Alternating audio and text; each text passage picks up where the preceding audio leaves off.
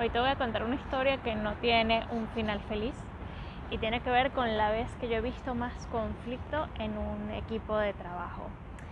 Como Scrum Master, tú puedes estar familiarizado con ciertos conflictos o a la hora de abordar algunas resistencias o de repente algunas cosas que, quizás son las más comunes al momento de hacer este trabajo. De repente tienes un product owner que no se involucra del todo, tienes algunas dificultades en trabajar con fechas, en hacer como que este alcance adaptativo. Se me ocurren muchos ejemplos, pero el día de hoy quiero contarte una vez que me pasó y yo creo que tiene que ver con cómo gestionar un ambiente tóxico de trabajo. Yo creo que nosotros como Scrum Master no solemos estar entrenados como para detectar situaciones de abuso, de maltrato y qué hacer al respecto. Siempre tenemos, o por lo menos trato de verlo yo como un abordaje un poco más hacia el coaching o de repente más cercano, más reflexivo, cuando todos queremos más o menos colaborar y orientarlos hacia los mismos objetivos. La realidad es que en ocasiones puede pasar que tengas un conflicto que no haya otro remedio que buscar formas de escalar la situación.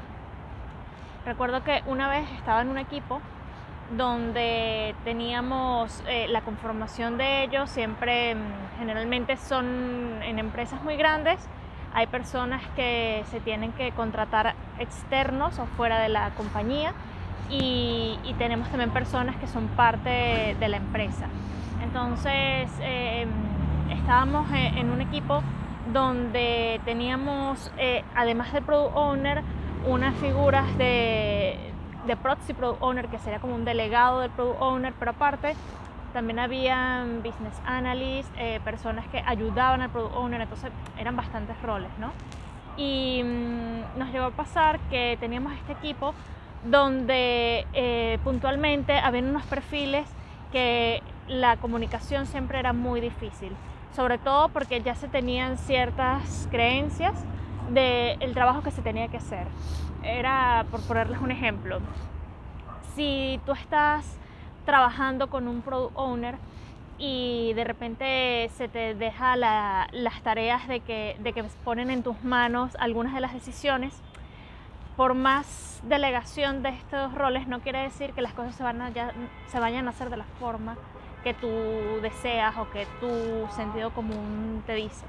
Entonces esta persona con este tipo de liderazgo donde realmente es más de decir lo que se tiene que hacer en lugar de buscar un modo más colaborativo de trabajar, nos pasaba por ejemplo de que si se redactaban algunos requerimientos en formato de historia de usuario pero no era de una forma integral, por ejemplo, de que tuviera toda la parte de front y de back junta o que fuera end-to-end, entonces se sentía para esta persona que era un retrabajo.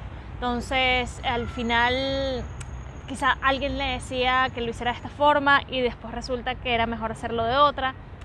Era como un apego hacia lo que se había construido y esta persona no estaba de acuerdo en cambiar algunas de estas formas.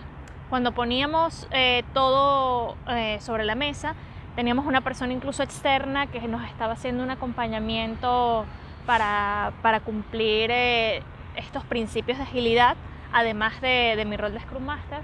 Entonces se hacían muchas discusiones, muchos conflictos, o sea, era como no se cedía. Y de paso teníamos una persona adicional que trabajaba en el cliente directamente, donde esta persona era como el responsable del equipo y también tenía una actitud muy tajante.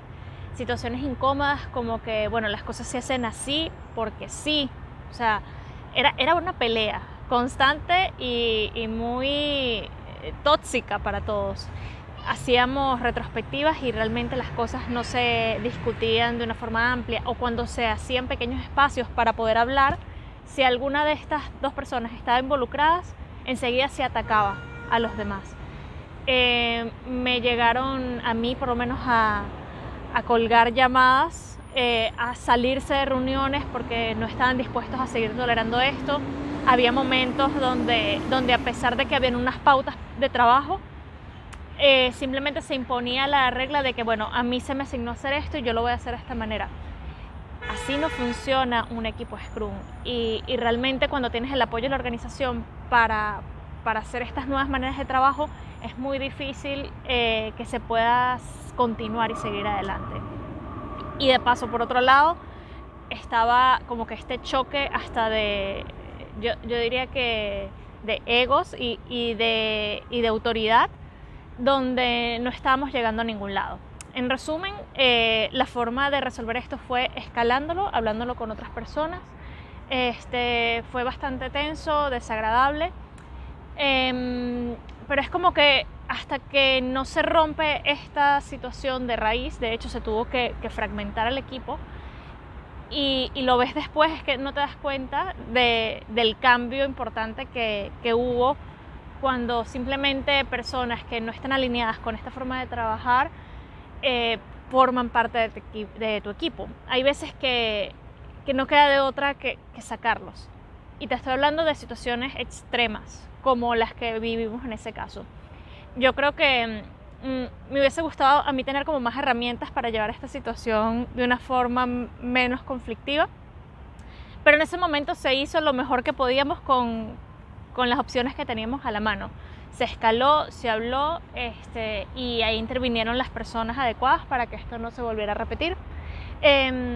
Yo diría que mi recomendación es que estén muy atentos a cuando una situación ya se te escapa de tus manos. Por más Scrum Master o Agile Coach que seas, llegan momentos donde tiene que intervenir alguien más para poder solucionar una situación de este tipo.